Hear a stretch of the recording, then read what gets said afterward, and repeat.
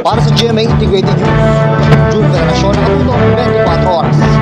Inamin ng ilang dating Customs Commissioner sa pagdinig ng House Quadco ang pagkakaroon ng TARA system o pagbibigay ng padulas sa proseso ng imported shipment.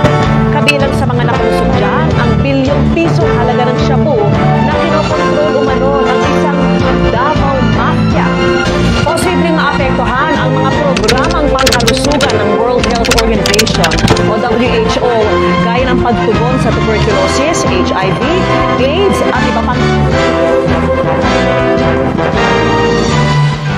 At may kini-create niya kami na Leaders Forum, isang bilateral relations ng mga trade union leaders at ng employers, organization leaders. At nagsisimula pa niya nung pang mga 3 o 4 na taon na nakaraan.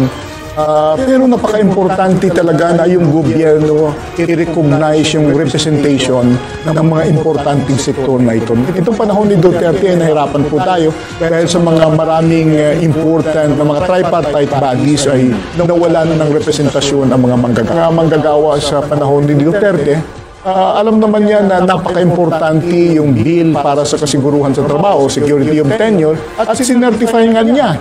At ang kabalintunaan ay nireject niya matapos na yung kanyang the same certified bill ay naaprubahan ng Kongreso, ng House at ng Senado.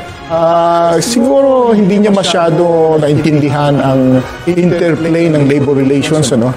At yung sa kasalukuyan kasi kung titingnan mo yung penalty na ini-impose ng batas sa mga violation ng labor standards tulad ng pag-oobserba sa prohibition ng labor-only contracting, yung illegal na contractualization, ay 1,000 to 10,000 pesos lamang sa ilalim ng section ng Article 303 ng Labor Code. Magkano po? 1,000 to 10,000 pesos lamang.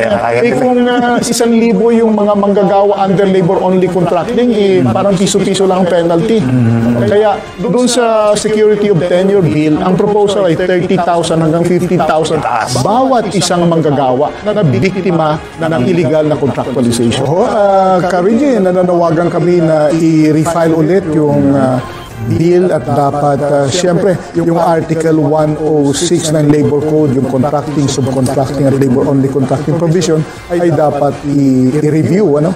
At yung definition ng labor-only contracting at yung independent contractor ay dapat siguruhin na maayos para hindi malusutan o i-circumvent yung batas, ano, sa proteksyon sa kasiguruhan sa trabaho. At yung sabi ko na kanina, dapat yung Article 303 ng Labor Code, yung tungkol sa penalty, ay dapat taasan ang penalty at 30,000 hanggang 50,000 bawat biktima ng illegal contractualization o yung INDO o yung labor-only contracting na bawal naman sa kasalukuyan ayon sa mga rules and regulations at ayon sa jurisprudence ng Korte Suprema. Pero gusto nga namin mismo sa batas ay i-declare talaga na prohibited yung labor-only contracting at yung INDO.